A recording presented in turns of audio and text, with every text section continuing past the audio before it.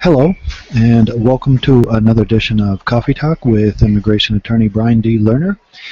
In this particular episode, I'd like to talk about a conviction that people get all over the place many times, and how it affects your immigration status and what effect it will have on whether you want to renew your green card and or apply for citizenship. And the crime is DUI. Now, it's unfortunate, but there are a lot of people who get DUIs. Now, I have some clients who come in who haven't applied for naturalization for years because they believe the DUI is going to land them into removal proceedings and or the naturalization will be denied. Well, first of all, you have to look at what the statutory language is of the DUI in the jurisdiction that you're at. For the most part, most DUIs do not have what is called a mens rea requirement. This means that you do not have to intend to get drunk. You do not have to intend to have an alcohol level of 0.8, but rather you either do or you don't. They take a breathalyzer test and it either is or it isn't. As opposed to, for example, assault where you intend to commit the unlawful touching of another person. The intent element is key here. And the reason for that is that when applying for naturalization, if a crime does not have an intent element, then it cannot affect your good moral character, because there is no moral issue with the particular crime, at least legally speaking, and therefore it would not affect your ability to apply for naturalization. So, for example, a DUI, a traffic ticket, and so forth. Again, with the traffic ticket, it's the same thing.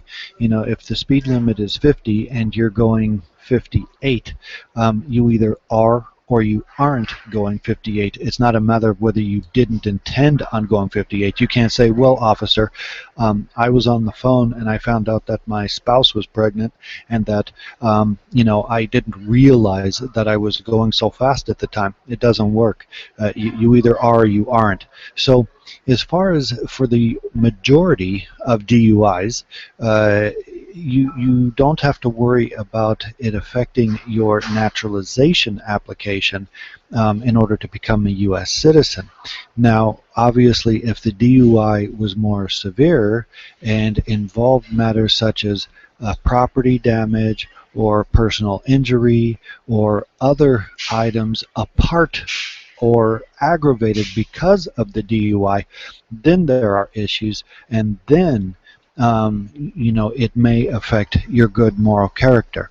So bottom line is you should see an attorney anyways to determine the statutory language of the DUI.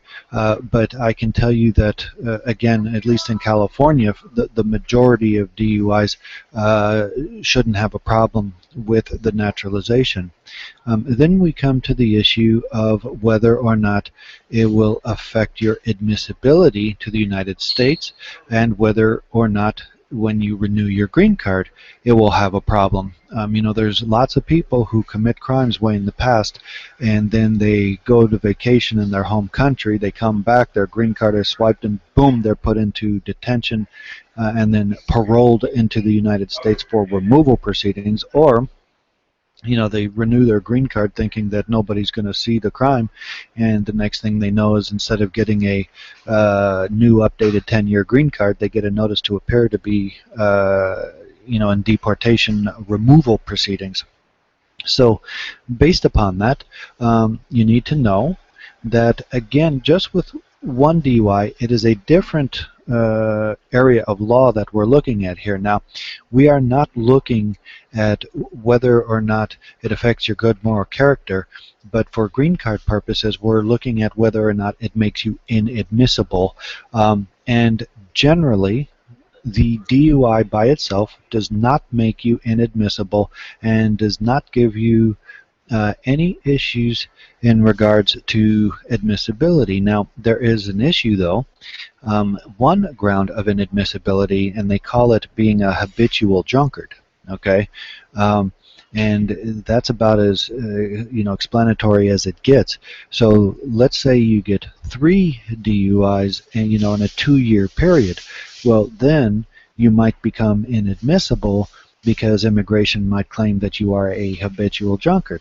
But what if you get 3 DUIs in 12 years? Okay, so there's an issue. There's an argument as to whether you are or you aren't a habitual drunkard. Um, and so that's how that would affect whether or not you are inadmissible or not. And again, if it's just 1 DUI, which for criminal purposes, a DUI is generally worse than what's called a wet and reckless.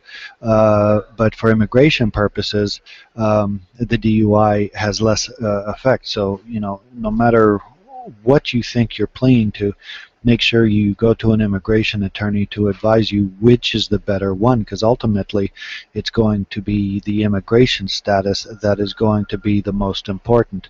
Okay, so given that, the overall conclusion basically is that a DUI should not affect your green card or lawful permanent residency status, and it shouldn't affect your ability to naturalize, with the caveats that I've stated in the video, and the things that you need to look out for. So if you like the video, click like, subscribe, and also you can give my office a call. I give the initial consultation free. Okay, more in the coming videos.